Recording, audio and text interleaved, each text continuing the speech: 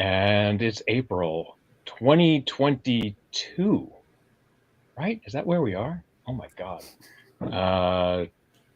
Just mentioning in some of the pre-show chat that we've been doing this for over 10 years now. So it's kind of funny when I listen to shows and podcasts and things where people say, like, we were doing this for 10 years. And I was like, well, you sort of like built this little empire, and I was starting 10 years ago, and I was thinking about just getting Mac admins together because it's nice and fun. But anyway, welcome to MacAdmin Monthly for April 2022. Fantastic guest this month. I'm so pleased that we kind of got reconnected through a bit of a third party, and we'll get into that. We are here because of mostly new book. And look at that, I get to even do my little switcher magic here and show a picture of the book, and the book cover, macOS Support Essentials 12. I want to say that should be macOS 12 Support Essentials. That's not my choice. You are correct. Okay, not my choice. But anyway, welcome, Steve, Adam, Ben. Steve, Ben, I've known you guys since like way back in the Macworld days. Funny story, when I got the email and I was going through my contacts, like seeing if I still had everyone's emails and things. Ben, I still have a contact picture of you in my phone that you took yourself, or you made me take. We were at some event in San Francisco, and I was putting people's contact information in, and you said, "Here, take a picture of me on the phone, so when I call you, you'll see me on the phone." Yep. I used to do that for a while. I still have that picture in my contacts. Anyway, why don't the three of you introduce yourself? Tell people who you are, what you do, what you've done, however you want to introduce yourself. Sure. I'm Ben Levy. I'm a consultant here in Los Angeles and a certified trainer. And I'm lucky enough to be here with these two guys. Who's next? Yeah, I'll go. My name's Adam Carnemogi. I am an industry consultant and Apple certified trainer as well. I have a long history, I guess, with the Support Essentials, Server Essentials, all those books. I tech edited a number of versions of those, and then started co-authoring the book in 1013 with Eric Dreyer, and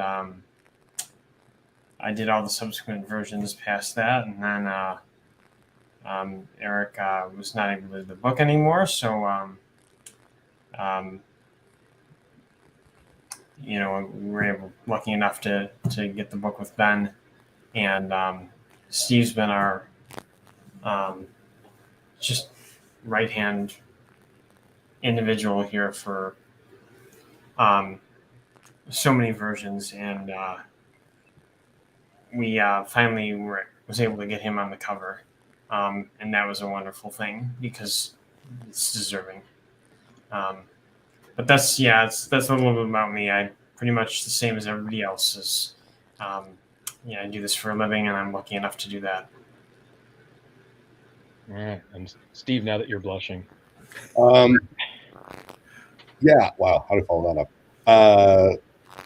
Been Apple technology consultant for, I don't know, Ben, how long? Sort of 20 or 30, for a while. More than 20 years for sure that I've known about. By the way, I have distortion. Is that me or is it the broadcast? Ben. I think it's Ben. I'm not sure exactly what's up. It was fine before, and now it's back, but there's noise? Yeah, there's weird noise. Let me see if I can switch a microphone. I can go to a different. It's like when you turn TV on back, when I was born, and like white and black. You're dating yourself. Technologists gonna troubleshoot. That's what we do. Is this better? So far. The gain is high, but yeah. Okay. Anyway, sorry, Steve. No, all good. Consultant and was brought in as a technical editor for Kevin White and then it evolved into the whole book, and I'm lucky enough to be still technical editor for Adam and for Ben, and because of Adam and Ben, they got my name on the cover, and I'm now on this podcast. And I Awesome. don't know if I'm deserving of it, but anyway, here we are. Thank you. Oh, I will tell you, being involved with not only a Peach Pit book or two back in the day and A Press, like editors, man, make all the difference. Yeah. You know, your copy editor comes along, is like, this sentence could be more clear, and this could be, and you're like, yeah, you're right, thank you so much. And then your tech editor comes along and is like, this could be easier. You could do this other way, and like, oh yeah, thank you. Like, hopefully, or you're completely wrong. Yeah. Or you screwed this up. Don't print this. Yes. Right. So I think the hardest edit was more like, this doesn't make sense to me, and if it's not making sense to me, it may not make sense to someone else. And then apparently a step was accidentally deleted, so that made sense. Well, yeah, We're incredibly lucky that we're taking advantage of a difficulty that Steve has with printed text. He really likes to hear what he's editing, and so that makes him take a lot more time on it. I know that when I'm editing something, I will see a whole paragraph and skip it because I've sort of read it and that makes sense, move on to the next one. But I know that when Steve gets it, he's going to go through every single word because he's going to hear it too. yeah. There is something about writing, even if it's an email or something, like you don't catch your own errors. Like your brain, like, yeah, I know what I did. And then as soon as someone else sees it, you're like, right, how did I miss that? So yeah, critical piece. So the three of you are consultants outside of this book project and writing books, and so you see a lot of different environments, I guess, would you say? Like, Yeah. Like what Adam does is slightly different and a different level than what I do or what Ben does, which gives a whole different perspective, which is wonderful. Yeah. so do each of you have a particular focus then, would you say? I think we do. I think let's go top down and start with the kind of clients that Adam deals with, and then to the more mundane stuff that Steve and I work with. Yeah, I mean, I don't know about that. Just to add, if I may interject one more thing on the tech editor, being on both sides of it, having tech edited myself and then authored, the tech editing is really a thankless job a lot of times, and really should be recognized, as we were able to do with Steve. So that's that. As far as my clientele, I work with some extremely large global, some level of Fortune 500 or below, that companies, a lot of higher ed and K-12. Some of that's with, some of that's directly with HCS Technology Group where I work, and some of that is through through Jamf or through Apple Professional Services. And I think, I don't know, I don't think that's any higher level or anything like that more than Steve and Ben. Just I see some things sometimes that can be challenging. Especially when you get into high security environments and things like that, and you have to deal with a lot of groups and their requirements and things that you don't want to have to do that you have to do, and that type of thing. But again, I tell this to when I teach courses for Jamf. I try to learn everything about technology every day as much as I can, whether it's reading or, listening to someone else. And I try to take that attitude in every day, and it makes every day different. So it's not so monotonous, and it just makes me love what I do. as to what I said at the start of this, that I'm lucky enough to be here. Yeah. No, I was asking about the focuses also because like it really is a skill, and I agree with you that like it doesn't make one, focus better or worse than the other. When I was consulting, we had a group of people in New York that we could sort of just get together for lunch every now and then.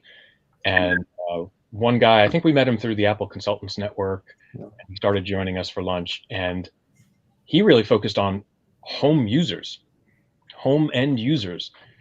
And like, I don't know if you could pay me enough to do that, right? Like repeatedly show someone how to use a mouse or something, but he was great at it, right? Like this was his thing.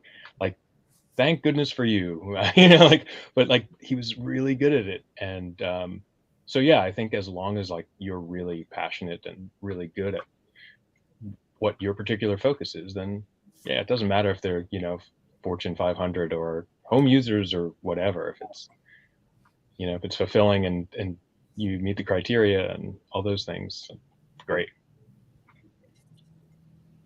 Well, I think that one of the things that Adam spoke about a little bit that really helps inform what's in the book is there are times when we'll come across something that doesn't necessarily make sense in our work focus or my work focus.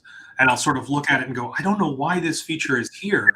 And Adam will pop in right away with, oh, well, that's because at schools you can't do this, or you need to be able to do this other thing. And I'll be like, oh, I had no idea. I wasn't, I'm not working in that environment, so I don't feel it. And then there are other changes that come from, 3-letter agencies and that kind of thing, where it needs to be a certain way and it needs to be verifiable. And Adam will be versed in that stuff right away and be able to say, well, here's why that works this way. And on the flip side, there was a talk about a couple of years ago, what are we getting rid of? We have to trim. Basically, every year we have to trim a little because it's very large. I mean, it's yeah, that little cover shot that I have doesn't do it justice. 2D, right? Like that was the 3D version of it. I think we're 958, Wow. Including the index. But there was talk about what to get rid of. What could we possibly cut? And it came up with a conversation of configuration profiles.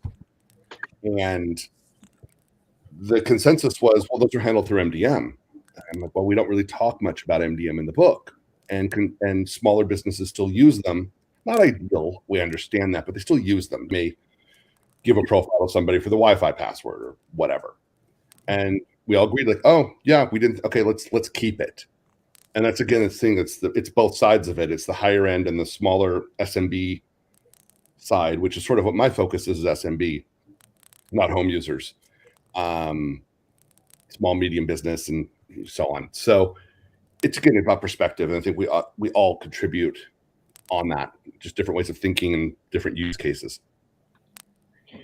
I have more follow-up questions from that, but one that sort of jumped out at me when you mentioned like businesses that aren't using MDM.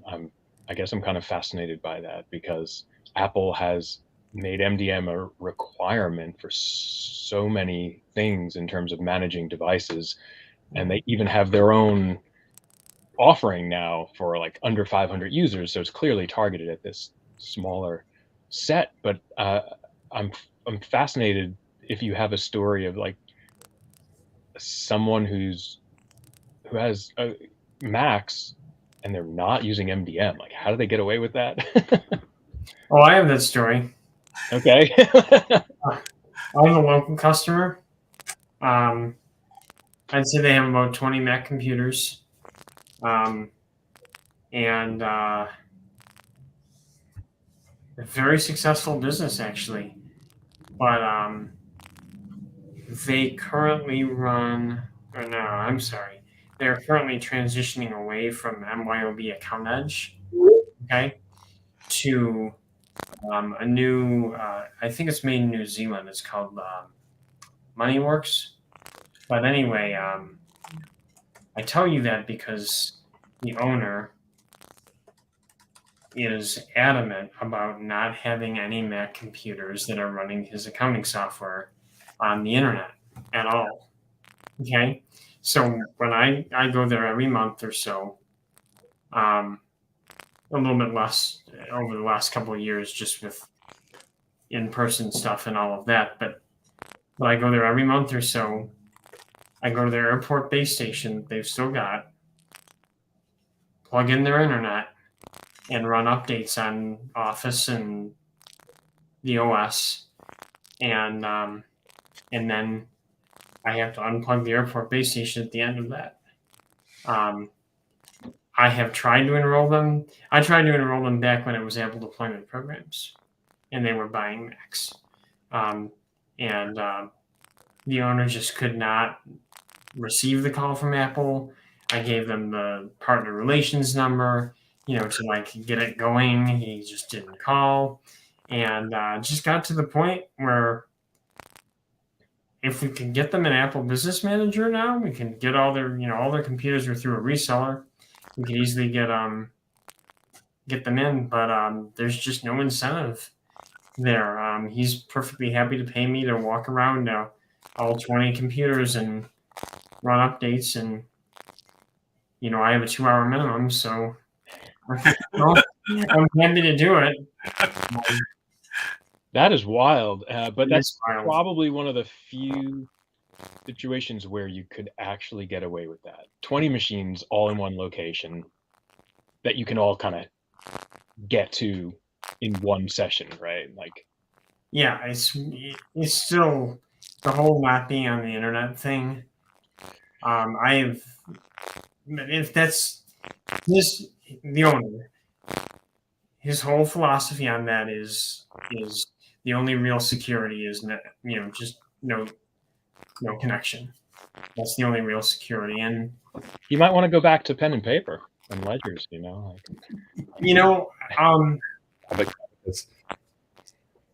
I'm not gonna, I don't even try to get into firewall and endpoint protection and all the other things that we could do with him, because it's just that's his line. He's paying me. He's not wrong. No, he's not wrong. He's not wrong. I think that for a lot of clients of mine, at least, there is the understanding of MDM, which I have to convey. And then I have to identify a sort of grouping of feature sets that might be attractive. And then I have to wait until it becomes something that's so attractive that they say, okay, we're ready for it, we want it. And at that point, then it's a lot easier. But if you do something like this prior to getting the buy-in, I think it can really bite you. Because they just look at that monthly bill and go, what am I getting for this? Yeah. And for one of a client that I share with Steve, the tipping point where they understood why they were buying, we were able to explain, yes, we want to have MDM, get things set up, and the hook for getting partway there was the custom store, because there's a little bit of a discount, so that's attractive. Okay, they're in. But where they finally understood the value was during the pandemic, they had a no travel rule. Everybody stayed employed, but you were not allowed to go anywhere without prior authorization, just to make sure that should you come into the office and how long do we have to isolate for, and all of that, just to be clear on everything. And one of the employees decided to take a trip to South America. And the way we knew that they were in South America was using the MDM to track their location. And noting that some of the work was being done at hours that didn't quite make sense with the location of the company.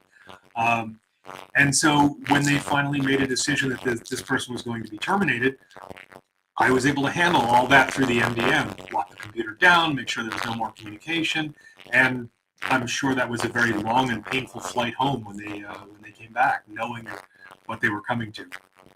Well, it sounds like they were an adult. They made their choice. They were told what was out of bounds, and they chose to break those bounds. So yeah, getting back to the focuses you have when you are consulting, Steve, what is it that you focus so heavily on? I love MDM. I love mobile device management. I've always remote desktop years ago. being able to sit at your desk and support multiple computers. I just love that. But I also just love the deployment side of it, and just the during COVID, I got a new client that I still to this day met him in person, and deployed about 60 iPads, and he didn't quite understand management. He was just like, "Well, I can just take each one of these," and we got it set up, and it was fine. But we saw an app being installed. It just appeared without him doing anything, without an Apple ID. That's on it, and that is what I really enjoy, is that kind of satisfaction of that moment. So we do that, and then creative professionals, we work with a lot of them, and sort of parent clients that need a little bit of holding or white glove treatment because they're I don't know, Ben, how to phrase this. They're entitled. I don't know, some of them. I don't know that word. High net worth, low patience. So yeah, that's what we focus on, and then just like the creative side of things. So even in MDM, it's sort of mixing things up. Got it. And what size would you say these clients are? They're still small, medium business or something? From 10 to 100 users. Yeah. Okay. That's small to medium, I guess. It's still small by the scheme of what defines an enterprise large. Sure. Okay. But some of them actually need enterprise solutions. Yeah. Interestingly enough, like we have a celebrity client whose home mansion, I don't know what you would call it. It's multiple wings, multiple floors of a house. I mean, it needed serious bandwidth because when there are parties and they do viewing parties and whatever, like everyone's in one room and everyone's streaming at one time, and so you have to kind of account for that. Yeah, I think it's interesting over the years how we've seen solutions that were really at one time just for enterprise or large customers or something, like that's all kind of filtered down and become accessible to much, much smaller clients. So I think that's real interesting. And Ben, don't want to leave you out. What's your main focus when you're consulting? Small, medium business, and I spend a good amount of time weekly on a particular client, a law firm, and their needs just keep rising as they keep expanding. So every time we talk about it, they say we're not getting any bigger. And then words that come back to haunt them every time they start hiring and getting bigger. The other thing the three of you mentioned, I think all three of you mentioned it, were that you were Apple trainers. So maybe someone can explain what that's all about, what that entails and involves. Adam, take that away. I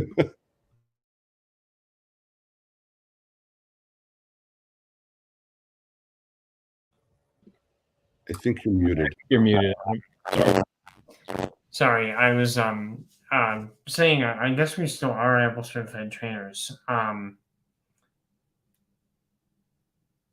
guess we started, Ben and I were actually in the same Train the Trainer in 2003, and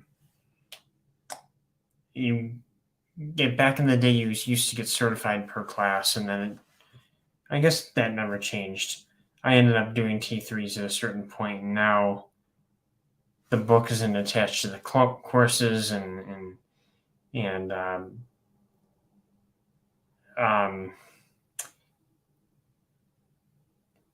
training is a little bit different now, but neither here nor there. As an Apple certified trainer, you are blessed, right, or certified by Apple to deliver courses on their behalf. And that part of that happens because you get training from people at Apple, right? And then you get to pass that training on. Yes, so they eventually outsourced the trainers as well to myself and one other person. But yes,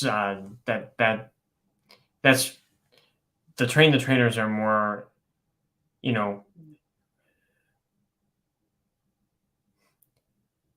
you want the trainer to obviously be able to be competent in the subject that they're teaching.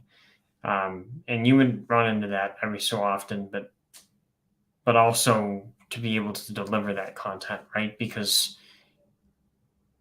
I believe that this is a gift that not everyone has, and that's okay. That you you might be very, very smart in the technology and be able to make a lot of money doing that, but being able to stand up in front of a room of a very diverse audience. Someone could just be starting in the industry, and someone could be, a 10 or 20-year veteran, right? That just wants to get certified, and being able to convey that technical knowledge at a number of different levels was what those train the trainer sessions focused on.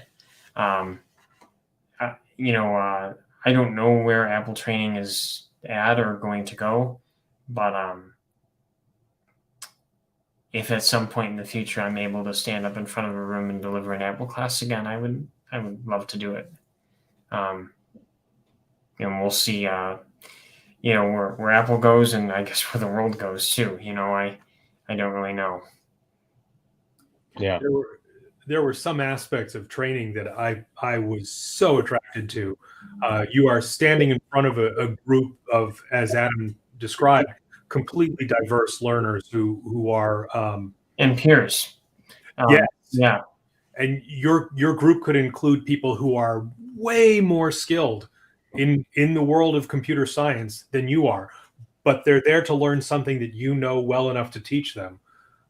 So there's the how do I make this digestible for everyone in the classroom, keep it entertaining, keep it moving forward and informative and all of that. But then there's also the added twist of different people learning in different styles. So you have people who are very good at learning from a lecture, but others who need to actually do it themselves, and others who want to see it done. And sometimes it needs to be done as a comparison to something that they also know already. Well, this is like this in this way. And then there's the part that I love the best is because all of the people who are coming to be trained are professionals in their field. And this is one of the things that during the T3 you are told explicitly, everyone is an expert at something. Part of what your job is in front of the room is to find that and feel it as you go. But because everybody is an expert at something, some of the questions that they bring are stunningly great. And you're just like, wow, I love that I get to answer this question. Sometimes it's like, well, let's talk this whole problem through and make sense of it. And then how do you relate it back to the whole group and the lesson that you're doing? And that ability to sort of change on the fly what you're doing is very attractive to me. Yeah, that's a good segue in talking about teaching and the audience. Let's get to the book, right? Which is sort of like the impetus for all of this. Who's it for? Who's the audience intended for this book? Yes. Oh, go, Steve. This is for you. Yeah, well, he gave his answer. I think he gave his answer. Yes. You have people who use it as a reference guide. You have people who use it, who read it from front to back. There are people that use it as a sleeping aid. It's really for everyone. And Adam, correct me if I'm wrong. I believe we were told the target is, it's the beginning home user, and it's the sysadmin, right, and everywhere in between. So you have things that are elevated, and we have things that are really basic, like terminal and LS. Yeah. We also have things in that book that I guess you would call more of a consumer feature, right? Things like iCloud Drive and Stacks, that type of thing. That the majority of my clients, for example, aren't going to have on in their organization. But for me, as a in my home use, I love to have my computer, my phone, and my iPad, and be able to take a picture of my kids and have them all appear on all three devices, right? And that's in the book. That's not necessarily something that an IT professional at their 500-person company is going to do. So yeah, it's for everybody. It can just be for somebody getting started in the field. It could just be something for someone that wants to know more about their computer, and it could be for the IT professional in education or enterprise. That's interesting. As trainers who have been training for quite some time, have you seen any topics sort of drop away as they become more familiar to people? Like I know, Steve, you brought up the example of like, oh, we have terminal and LS. I'm old enough to remember, like when OS 10 first came out, Yeah. and like just the presence of terminal caused panic among, lifelong classic Mac OS users. Right, like this was like, I don't need to do this. What's Apple thinking? And to someone like me, it was like a great relief. Like without that, I would have moved to some other platform, right? Like I couldn't do my work without sort of getting under the hood a little bit. And I think when OS 10 first shipped, the first thing I did was open terminal and like Telnet at the time, of course, right? Like Telnet to some router. And I was like, oh my God, I can actually use this for work to manage other devices. But it seems to me, over time now, like that's not such a prevalent question. Like terminal isn't so scary. And like, would you say, A, that's accurate, and B, are there other similar things that now that everyone's kind of grown up with Mac OS in its current form, like have certain topics sort of dropped away in importance? They've dropped away and got re-added. Yeah. Terminal's a great example of that. It was out of the book for Two at least. 3 or 4 versions, maybe. Was it out because that topic went to a different like Peach Pit book, or it was covered elsewhere, or it just wasn't seen as That might have that. I don't know if I'm at liberty to say that, but, Oh. but either way, it was not in the book, and then it was asked that it be re-added to the book. Okay. And that was in the High Sierra version. So that was the first one that I was the co-author of. And not a whole lot had changed at that point, but I do think it was, very many people had like any Nix experience before macOS 10, right? And other people, speaking of myself, had no Unix experience before macOS 10. That was my first Nix operating system that I did anything on, like that. And I used a book. It was called Learning Unix for macOS 10. It's about 5x7 and about this thick. And that's how I learned it. And I'll, the beginning part of that book is what's in the macOS Support Essentials book. So that's there. We've always had networking, even though many people that come to these courses are network administrators from the Windows world, and they already know a 7-bit mask and what a 16-bit mask is, and all of this other stuff. I think the hardest thing, and Steve can speak to this being a tech editor, and Ben can as well, is you end up writing content because you think it's important or it's new to this version, and then you have to trim because you have a page count, right? Because we are still writing a book that is a hybrid thing. There's an ebook, right, that's in PDF, EPUB, those formats, and then there's a book that Steve just put up, that's very thick. You have to meet that page count, and it's not just digital only.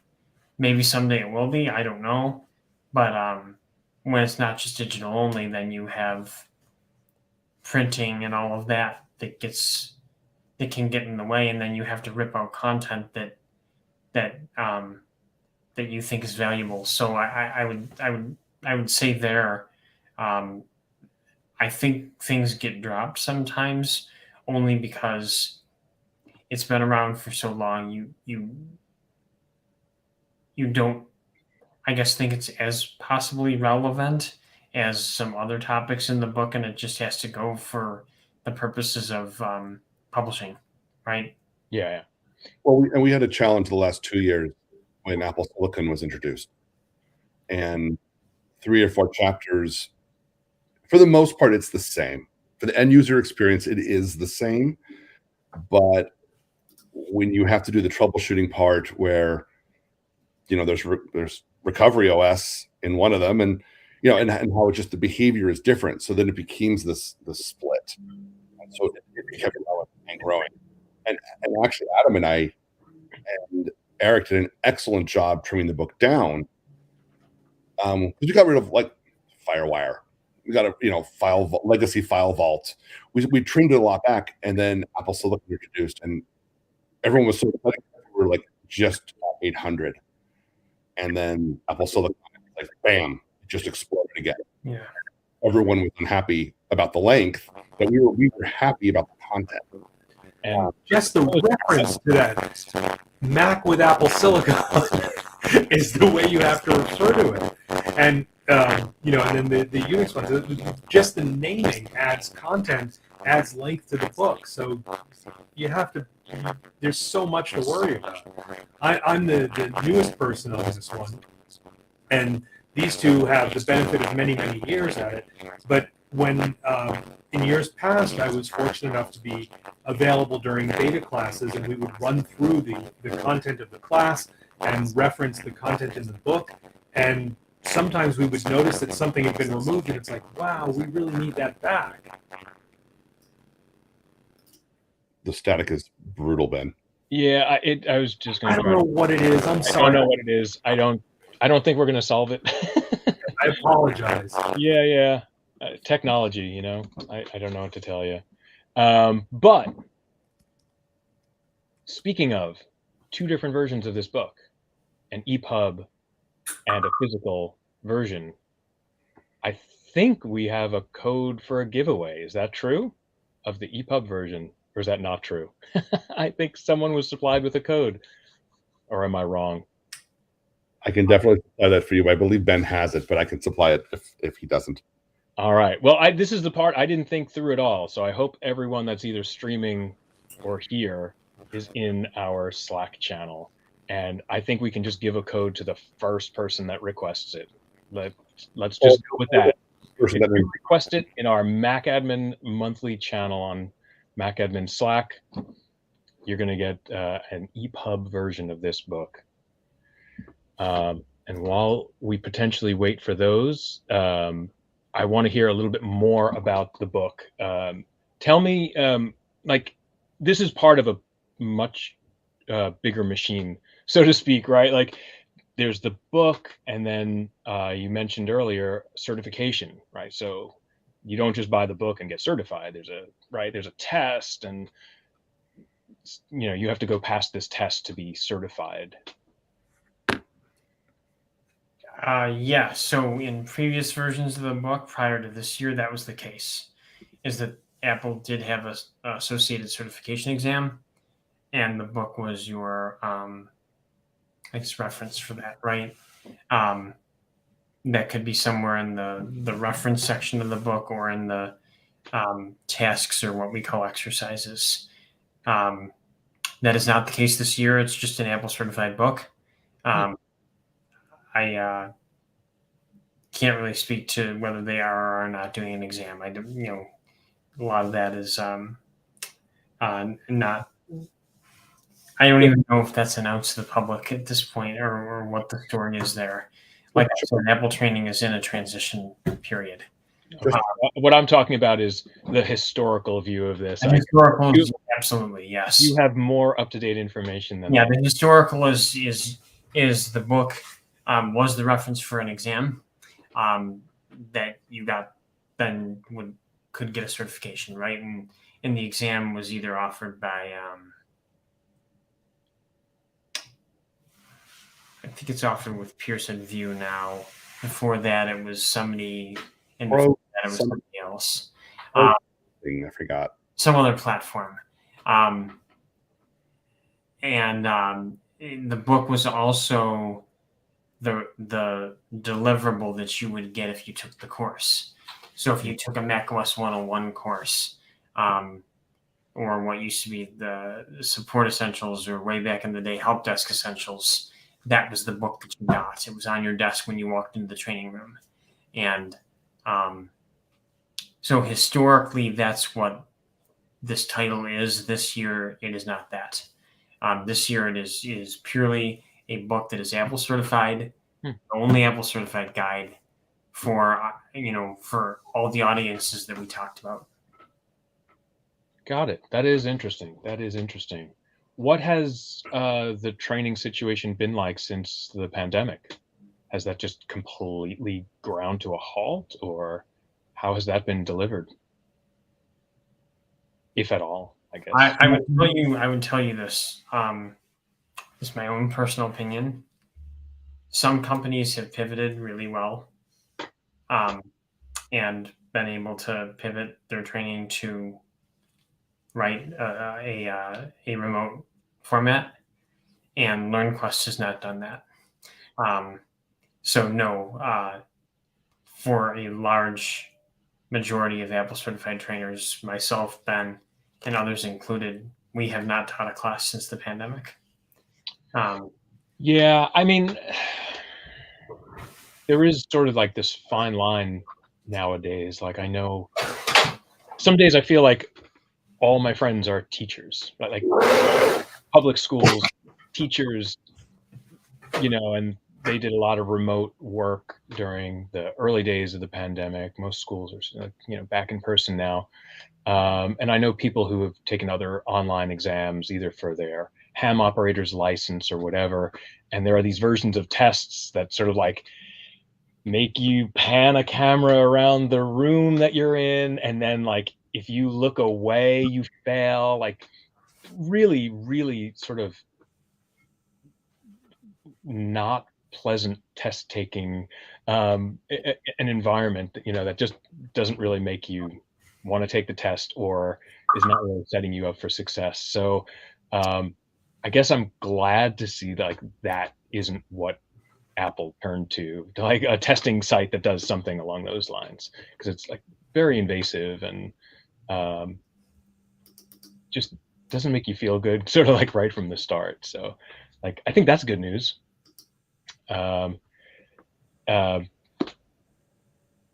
Anything else to tell us about the book? You do it for the love. Yeah. Well said. Well said. I will add that it's an absolute pleasure working with Adam and Ben. And Eric. Kevin and Eric really set the groundwork for what we have today, and Gordon way back. And there may have been someone before, but I'm not privy to that. I don't remember. But I worked with Kevin and Eric, and so the foundation was established. So we have good roots. I was hoping Eric was going to be here. He very often joins us, so I was hoping he would be part of this conversation. But he unfortunately had a prior commitment. Yeah, it happens. That's what happens when you like have a job, right? But yeah, I mean, Kevin and Eric were sort of like the long tail of names writing these early books, and Along with yourself. I really only wrote one in there. when I think of like Sean Reagan, he went out to Apple, so he wasn't actually producing these books. I don't know if it was only like the times that I was paying attention, perhaps, but it seems like we've had these waves of people who are independent, like getting scooped up by big companies, and then like a bunch of people who are independent, and then they get scooped up. And like this current round, we saw Eric go to Kanji and Tom Bridge go to Jump Cloud, and Joel Rennick go to Jump Cloud, and like some people who are just sort of like out on their own for a little bit, go off and join companies. And like I said, like you get a job and you're sort of at their behest. But to sort of pivot slightly, you were mentioning Sean Regan, and he's actually the Apple SME on the book. Yeah, that makes perfect sense. We go through the process. Adam will write, Ben will write, I review, put my comments, send it over to Sean. Sean will review what they wrote, my comments, and then hand it back. Sort of a blessing, really, for the Apple style, and to make sure that we're just on point. We're not egregiously wrong. And then that's. But it's been a blessing to have him on. No doubt. No doubt. One thing we often talk about here are conferences and upcoming conferences, and most of those are virtual now. And that's another thing that I've been thinking about quite a bit with the three of you, getting to speak to the three of you today, is that's how I used to see you as often as I did, like all the way back in the day of Macworld. And I think it was just before we went live, Henry was talking to Adam about attending MacAdmin the last year it was live. So like we've all seen each other at these conferences, and it feels like that's a part we're all like really missing out on. Like I can't wait till we can all be back in person, but it puts such a fine point on like how deliberate you need to be just to like go see people and stay in touch with people. And we all kind of get into the routine of working from home or wherever you're working, and everyone's got their stuff, everyone's got their stuff going on, and you do finally get in touch with someone. They say, oh, I've been busy. It's like, well, we're all busy, but like I get it, like you got your stuff going on, which is why getting to a conference like such a nice break from your daily routine, and you see a group of people that maybe you see once a year or something. And I know Mac DevOps is coming up, and I just had a chance to chat with Matt, who runs Mac DevOps. Always a great event, but he chose for that to be virtual again this year, and I was initially surprised by that. And with some of the rising case numbers, it seems like he really made the right decision. And MacAdmin, once again, going to be virtual only. Even that seemed October, right? So far off, but like it's just such uncertainty. Like who knows? But we will get back there one day, and I'm excited to kind of see everybody.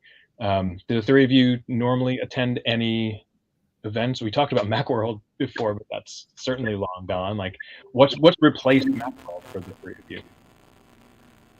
Well, I think for me, there's Mac Tech, there's the Penn State stuff, and there's always a conference of some value, but it's a little harder to know which of your colleagues are going to show up and whether that's going to be a good matching thing. And in the same way that I think the good consultants out there have been helping their clients pivot to this kind of an environment where we're all sitting at our desks. That's how we get our work done, and we don't go anywhere. We have to do the same kind of thing.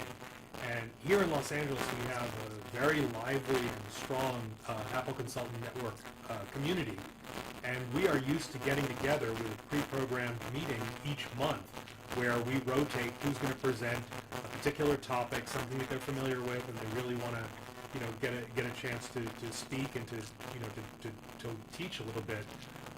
And we usually have 3 presentations, and we go from 3 to 7 on one of the Thursdays of the month. I'm forgetting exactly which one, but this has been a constant thing for many, many years. And with the pandemic, that all ground to a halt. But here, I know this community, and I know it well, and I know that some of the people who are members of it are home alone now, not being able to go out, not being able to do anything. And if you remember what it was like in the beginning for all of us, it was a scary time. And so one of the first things I did was say, look, we'll get together at 2 o'clock every day, just shoot the shit for a little while and see how it goes, and see, if we want to start talking tech, or otherwise, we'll do that. And so we've been meeting every weekday for at 2 o'clock every weekday, and the meetings are open if people want to come in. Sometimes it's technical, sometimes it's not, and then we still maintain our once a month fully technical kind of a meeting, but we've added in more to build that community and make that sense of friendship and happiness where you're with your colleagues that is lacking because there's just plain no conference that we can actually go to. I mean, I used to travel at least once a month in previous years, and now nowhere. Yeah, I mean, I think travel just kind of ground to a halt for all of us who were used to getting on a plane, 2, 3, 4 times a year, possibly even more, depending on what you were doing. 95 Yeah, and 95 in 2019. yeah. I know there are people who are extremes, and Sam Keeley, who often joins us for these, he commutes between Chicago and California, and like 52 times a year, I guess he's doing the round trip flight or ish. So yeah, I mean, some people obviously do it a lot, but most of us at least once, twice a year, and then like that completely went away. But some of that buzzing was back then. I'm just going to recap what you were talking about quickly. And I'm kind of jealous that you mentioned you have this nice ACN community in Los Angeles. For some reason in New York, that was always tough to maintain. Like there was this small core group of people. You got some other people. I helped run Cocoa Heads in New York for a while also, and I was just stunned at it's the tri-state area. It seems like there would be such a big group to pull from. And Cocoa Heads was always just kind of real tiny as well. So that was always tough, which I think made this a nice thing to run virtually rather than trying to keep getting people together. But I guess in Los Angeles, you mentioned you have this 2 o'clock meetup and people get together. Like you got the weather for it. That's the big difference. Like in New York, that's gonna sort of stop come November at least, right? And not pick up again till, I don't know. Today's sort of like the first really nice day we've had in a while, and I don't expect that it's going to last very long. So you're probably looking at June before you can probably really start getting together with people. Yeah. Well, our meetups currently are just Zoom, but we are looking at our first in-person meeting later this month, which is something we're really looking forward to. Yeah, I don't know when it'll sort of like restart here, but I'm glad to hear that like there's that community going there. Definitely. And then the two conferences you mentioned were Mac Tech, which is basically right in your backyard. So that's kind of an easy one for you to get to. And then Penn State. And they're two very different events. And you also mentioned not knowing who of your colleagues are going to attend in advance, possibly. But to me, I don't know. I think like I want to use these events to meet new people and not necessarily just sort of like meet up with the same people that I always meet up with. Like I want a mix of like, yeah, old faces, old friends, and then kind of meet some new people, make some new connections, things like that. But Penn State was another one who decided to be virtual this year, which I wasn't sure what informed their decision, because again, they're over the summer, we should have nicer weather, but it's a tough environment, and I know they're running it through the university, right? They're running through Penn State, so I'm sure there were some some guidelines that the school had probably for them. Where else, Steve? Where have you been attending, if any place, before the pandemic? Oh, 4. Or if you found any good events, their virtual version is something that works out for you. I went to Aces a couple times. Yeah. I did that. I enjoyed that.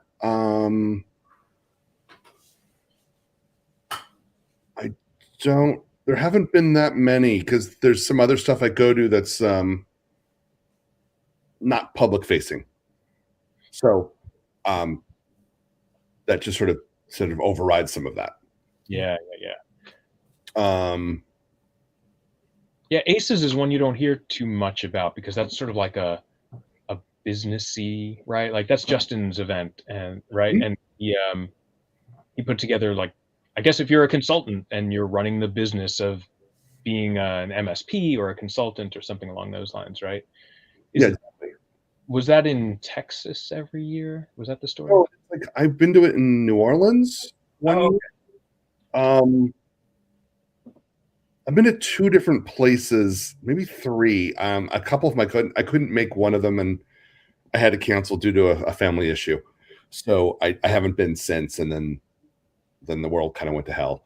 So and Adam, I know, like, I haven't gotten to Chicago in a little bit, but when I think of Chicago, I think of Mac community. Like there's a really deep Mac developer community in Chicago.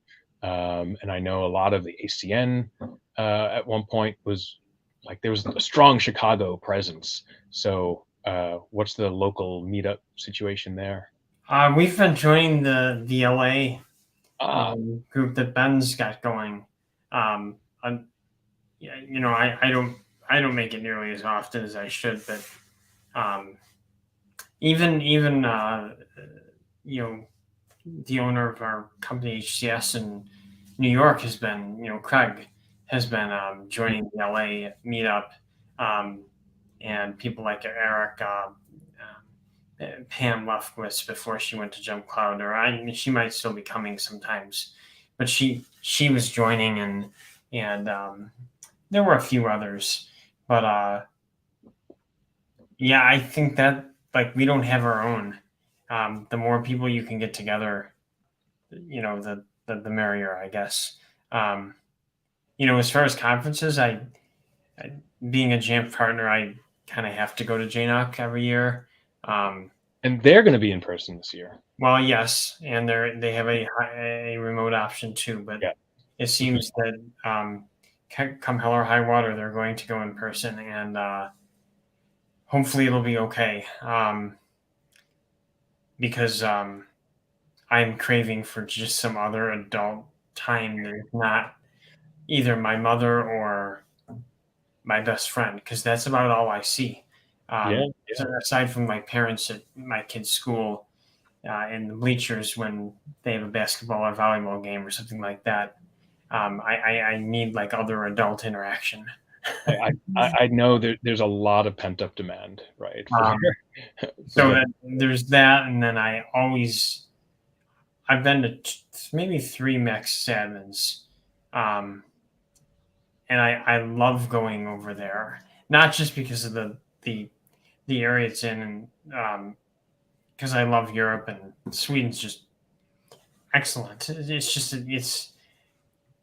it's how the world should be. But anyway, Europe is awesome, and I love going there. But you also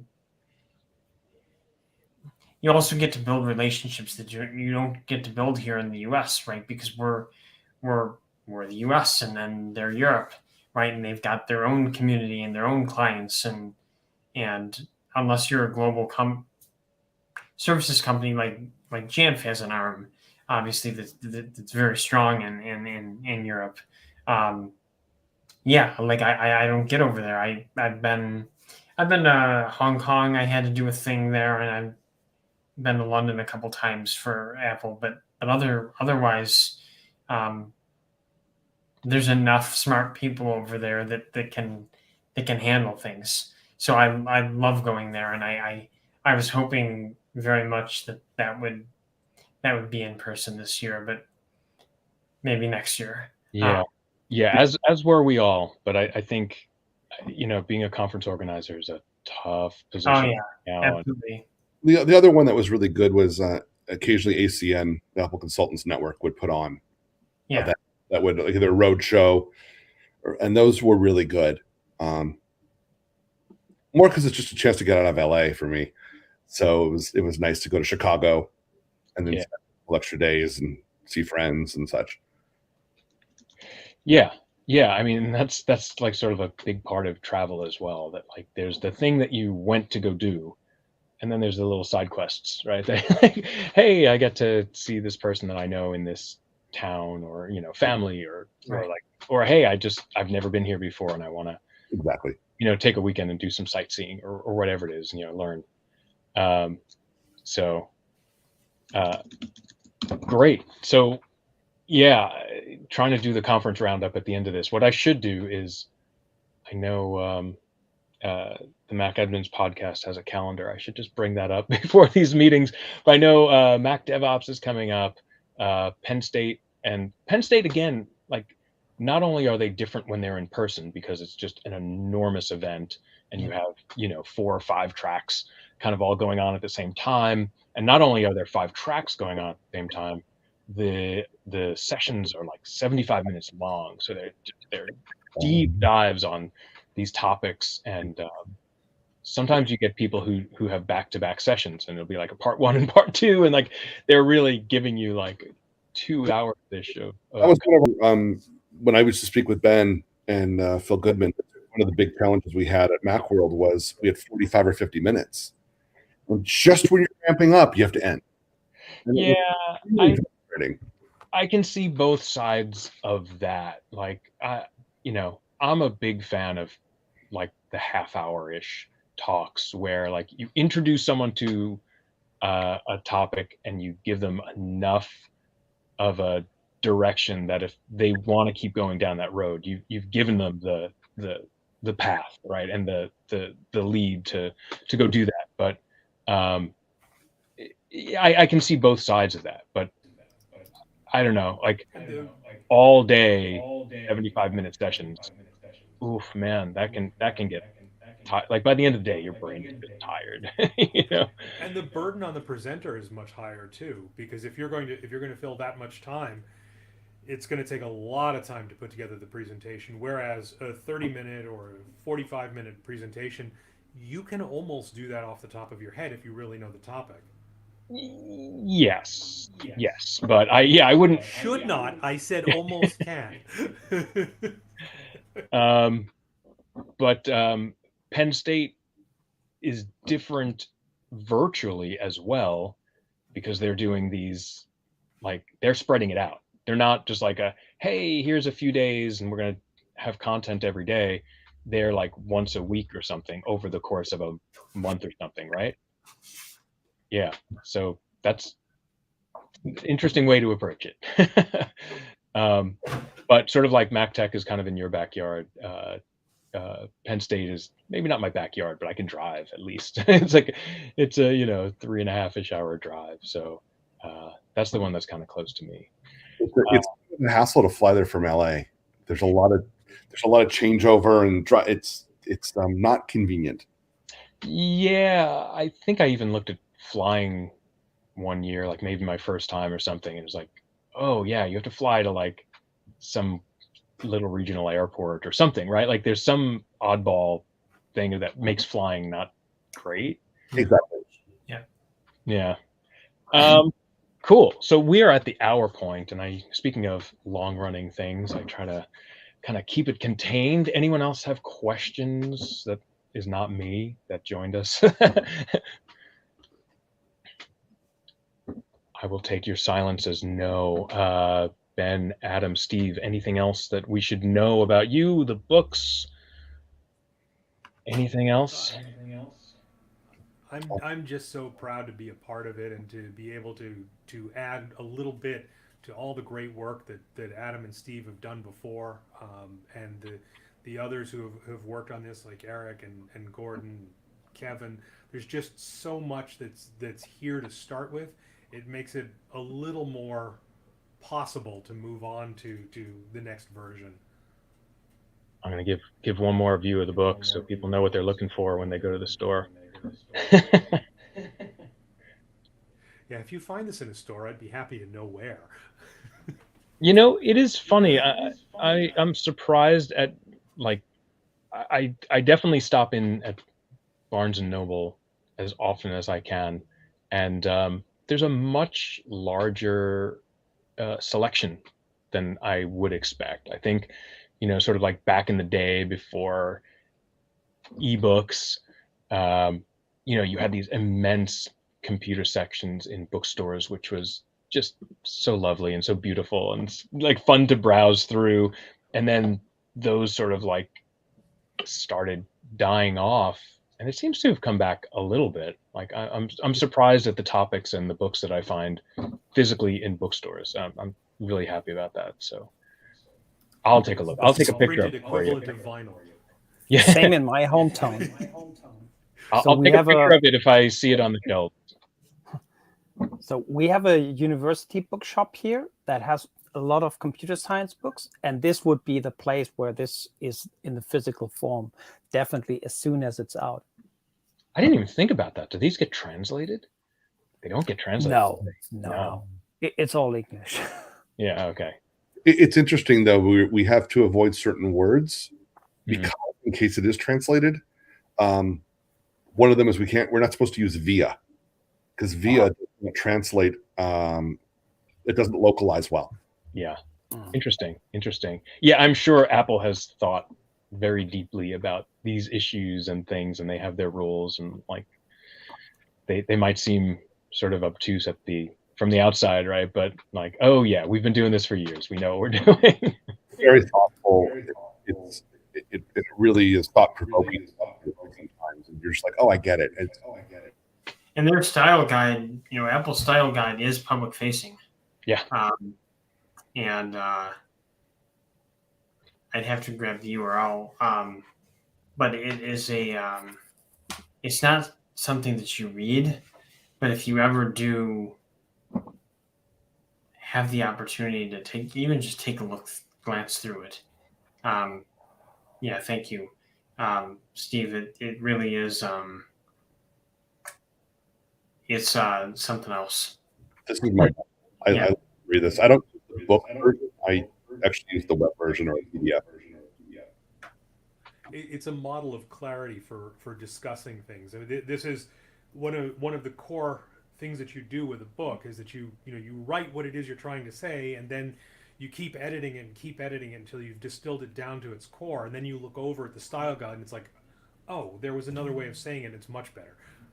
And they have things in there. It's not just you should use Mac OS instead of Mac OS 10 now, right? Or this word instead of that. But they have a section on international that's in there. They have a section on inclusion, pronouns, how you should rephrase sentences to use they instead of him or he or she.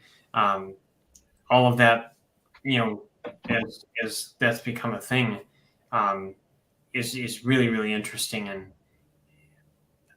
I've tried as much as I can in my speaking when I teach courses, and Pearson kind of has their own style, but we also try to follow that along, in the book as well. Well, and Pearson also has some excellent, Victor is phenomenal. The book would not be made without Victor on the Pearson team. He is just brilliant. And then their editors are also fantastic. Yeah, and I guess Pearson has also been partnered with Apple on this for long enough that they know the style guide probably inside and out and have probably influenced it to some extent. Yeah.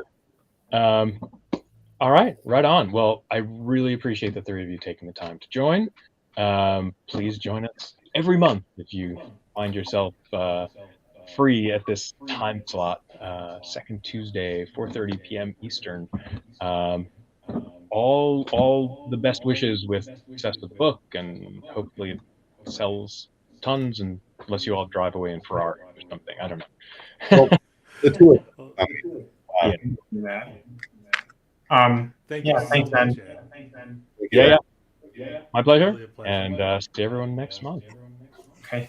All right. See you guys later. Take care.